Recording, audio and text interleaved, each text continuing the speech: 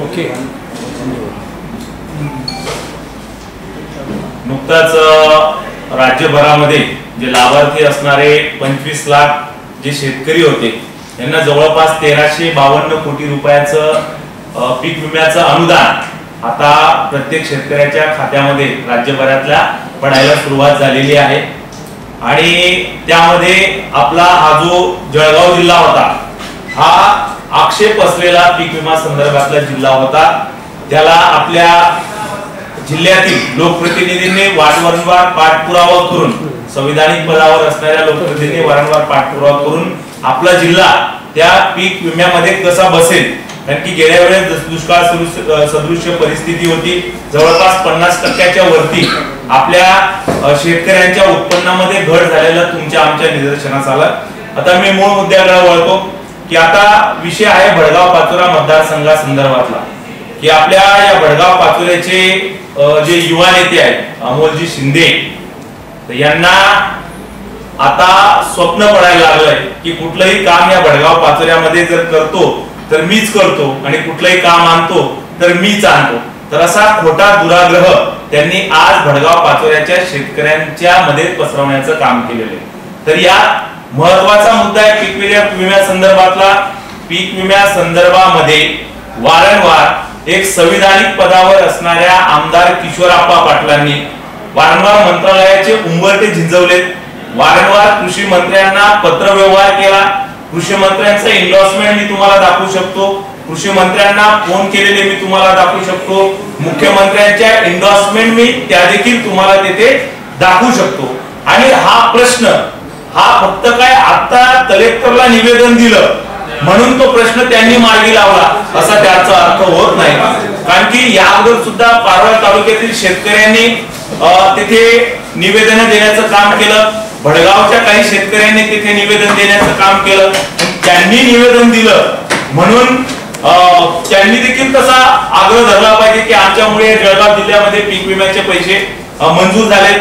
कलेक्टरांकडे विशिष्ट अधिकार असतात, ते शासनाचं आणि आपल्या लोकांचा एक दुवा, एक माध्यम, एक मीडिएटर ते असतात। ते फक्त इथून एक इन्फॉर्मेशन वरती पाठवण्याचं काम करतात। पण या अगोदर त्यांनी आता 8-10 दिवसापूर्वी तो कलेक्टरांना निवेदन दिलं। पण या अगोदर तुम्हाला सन्माननीय आपल्या भडगाव पाचोऱ्याचे आमदार किशोरप्पा पाटील यांनी वारंवार जो पाठपुरावा केलेला आहे, आता ही बातमी आहे साधारणपणे 9/11/2023 ची आपल्या राज्याचे जे मंत्री आहेत पुनर्वसन मंत्री अनिलजी भाईदास पाटील कॅबिनेट मंत्री यांना वारंवार किशोरप्पा पाटलांनी पाठपुरावा केला, त्यांच्या एंडोर्समेंट घेतल्या। वेळेप्रसंगी कृषी आयुक्तालय असेल, विभागीय आयुक्तालयामध्ये ज्या पीक विम्याच्या आणि यांच्या चौकशा चाललेल्या होत्या की जळगाव जिल्हा याच्यात बसत नाही, यासाठी किशोरप्पांनी वारंवार पत्र व्यवहार केला। अनेक बाबी पीक विमा वाल्यांच्या त्या कंपनी वाल्यांच्या लोकांच्या लक्षात आणून दिल्या आणि तेव्हा हा जळगाव जिल्ह्यामध्ये सामूहिकरित्या सर्व लोकप्रतिनिधींनी एक संविधानिक पदावर असणाऱ्या लोकांनी बाजू मांडली आणि तेव्हा निर्णय झाल्याचं आपल्या सर्वप्रथम लक्षात येतं। आणि फक्त काहीतरी जसं मी अगोदरच बोललो की कावळा बसायचा घाट आणि फांदी मुळायचा घाट असा प्रकार अमोल शिंदेच्या माध्यमातून या मतदारसंघामध्ये चाललेला आहे। तर अत्यंत ही खोटी बाब आहे। आता ते गाणं नाही का की मला आमदार झाल्यासारखं वाटतं, तर तशी एक प्रतिमा समाज मनामध्ये ते तयार करू इच्छित आहात। तर या बाबतीमध्ये आणि त्यांनी जे पत्र सन्माननीय कलेक्टर साहेबाला या अगोदर दिलं, साधारण ती पत्राची तारीख आहे 20/8/2024 आणि मी तुम्हाला सन्माननीय किशोरप्पा पाटलांची बातमी दाखवली 9/11/2023 आणि या अगोदर सुद्धा किशोरप्पा पाटलांनी वारंवार पाठपुरावा करून तो आपला जिल्हाच भडगाव पाचोरा तर आहेच त्याच्यात, पण जिल्ह्याच्या बाबतीत कसं हे सरकार किंवा पीक विमाच्या कंपन्या कशा सकारात्मक होतील या बाबतीमध्ये अहवाल पाठवलेला आहे। आणि वारंवार याच्या बैठका काही कलेक्टरकडे होत नाही, तर याच्या बैठका राज्य लेवलला कृषी मंत्री त्या मतदारसंघाचे लोकप्रतिनिधी यांना आमंत्रित केलं जातं आणि पीक विमा कंपन्यांचे जे आक्षेप असतात ते आक्षेपाच्या बाबतीमध्ये आपल्याला लोकप्रतिनिधींना तिथे भूमिका मांडावी लागते आणि ती भूमिका मांडून झाल्यानंतर तो अहवाल राज्य सरकार मार्फत केंद्राकडे पाठवला जातो आणि केंद्रामार्फत तो निधी इथे वितरित केला जातो। तर या खोट्या वावड्या उठवण्याचं काम अमोल शिंदेच्या माध्यमातून चाललेलं आहे, श्रेय लाटायचं काम यांच्या माध्यमातून चाललेलं आहे, हे सबसे खोटं आहे। म्हणून आज जर खऱ्या अर्थानं माझ्या शेतकऱ्याचा दसरा आणि दिवाळी गोड झाल्याचं खरं जर काम कोणी केलं असेल तर भडगाव पाचोरा मतदारसंघाचे आमदार किशोरप्पा पाटील यांच्या माध्यमातून झालेलं आहे।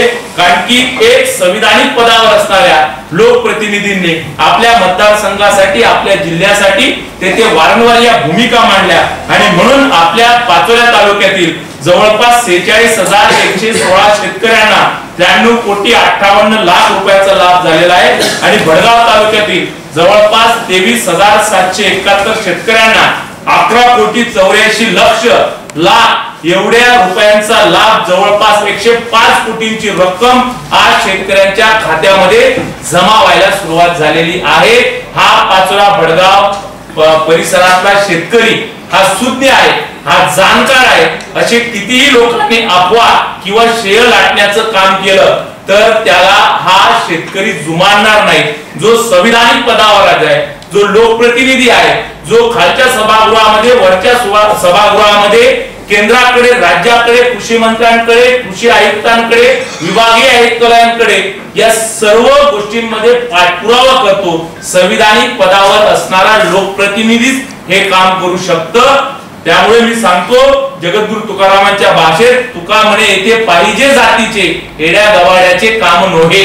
म्हणून जे त्या पदावरती आहे त्याच पदावर असणाऱ्या माणसांचं एक काम आहे, फुकटचं श्रेय कोणी लाटू नये। आणि माझं आजच्या पत्रकार परिषदेच्या निमित्तानं त्यांना जाहीर आव्हान आणि आवाहन देखील आहे की तुम्ही जर का वारंवार कृषी मंत्र्यांना तसा पाठपुरावा केला असेल, लेखी असेल, फोन स्वरूपातला असेल, तो आपण वर्षभरा अगोदरचा तो आपण जाहीर करावा किंवा वारंवार आपण मुख्यमंत्र्यांकडे तशा काही एंडोर्समेंट घेतले आहेत का ते आपण त्याची उत्तर आपण द्यावी।